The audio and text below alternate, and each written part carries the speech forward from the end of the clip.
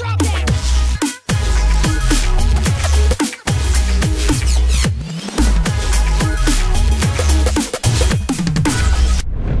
my name is Wangter and welcome back to my channel. Today we're going to be talking about the Diadact in Halo 5. Now you're saying, oh my god, the Diadact is dead!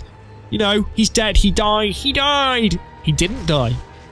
He is not dead, okay? That is incredibly obvious, that the fact the Diadact is still alive. He didn't die. Do you want to know why? I'll tell you exactly why. At the end of Halo 4, we killed him, apparently. We shoved a pulse grenade in his tummy. You know, he blew up. He was like, oh, my tummy! And then he fell into the composer. Now, he either somehow survived, I don't know, a local teleportation grid. Who knows? Master Chief could do it with Cortana. He could teleport, you know, in a local area. But Diadact might have done it somehow. You know, he might have fell in and teleported himself somewhere. That's really, really stupid and unlikely. Or he was composed. The Diadact was turned into an AI. What does that mean? It means he's not alive, but he is alive. But you're saying, how do you know that? What evidence do you have to support this? Well, I've got a good going theory. Now, if the Diadact was dead, the Prometheans would go back blue, and they would be protecting Requiem, or Forerunner artifacts. Now, the only reason they were orange is because the Diadact was controlling them. So if the Diadact was dead, he wouldn't be controlling them. So that means he wouldn't be working with Jul and Dharma, and that means they would have fucking destroyed those imbeciles he calls a Storm Covenant. So why are they still orange? Who knows, Papa Joe's?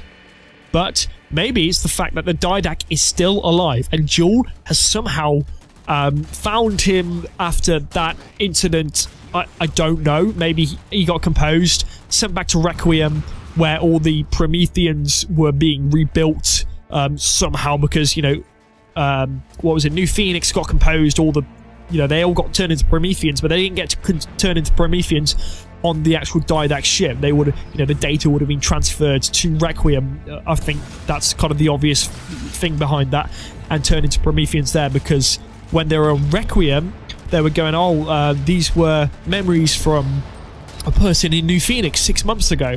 So that means the data would have been transferred to Requiem. So if the, you know, if the Diadact was composed himself, he would be, you know, on Requiem. He would be an AI. He might have even been put into a, you know, a Promethean Knight. We don't know. Maybe he was put into a giant super Promethean Knight. Who knows? But you know, if he was dead, the Prometheans would be blue. That's what I'm saying. So in some way, he's still controlling the Promethean Knights and the Crawlers and all the whatever they are, the Flying Watchers. You know, they have eyes. They watch you. So yeah. Another thing about that is when Jul and Dharma went to blow up Requiem, you see the Diadact symbol. Now, correct me if I'm wrong, but the Sangheili aren't very good at interacting with Forerunner artifacts. They, you know, they suck, basically. They need humans, they need human prisoners to interact with Forerunner artifacts, and that's, I think, you know, the problem they've been hit with quite a fair few times. I mean, you can see them interacting with stuff in the campaign, and Spartans pushing buttons and stuff, but, you know, they might not actually be doing anything. They're just trying to get in, but most of the time, throughout the Halo story, they've sucked at it. So, maybe the Diadact gave Jul the power to interact with Requiem and let him blow it up. That's why I think, you know, the Diadact logo showed up. Maybe he got into the system. He was like, yeah, I'm going to blow this joint. And maybe just after, or, you know, whatever.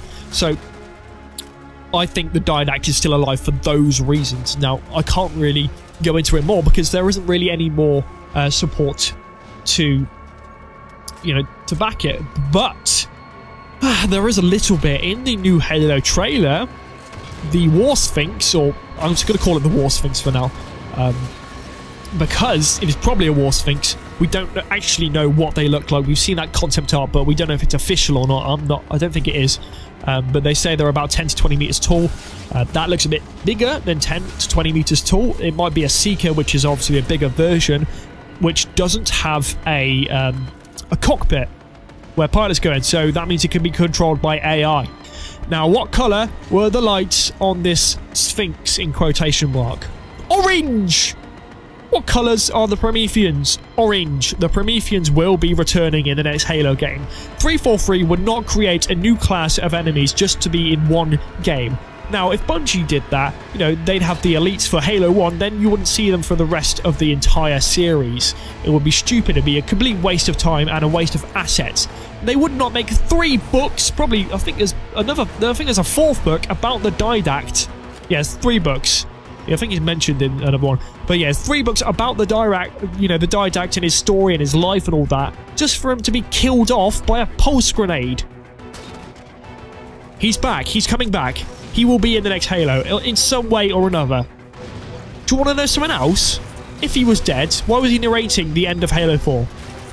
That's it. That's all I've got to say, okay? But this is all speculation. This is all speculation with, you know, some facts and some coincidences. So don't believe me, or, you know, don't think, oh my god, he is coming back. I'm just saying it's very, very high chance given the, you know, the facts that we've been given and what's going on. So that's it, guys. Thank you all for watching. Please can we try and get 100 likes on this video? That would be really, really good if we can. And yeah, that's it. So thank you all for watching. My name is Wang Time. I live a long time, and I will see you next time. Ta-da!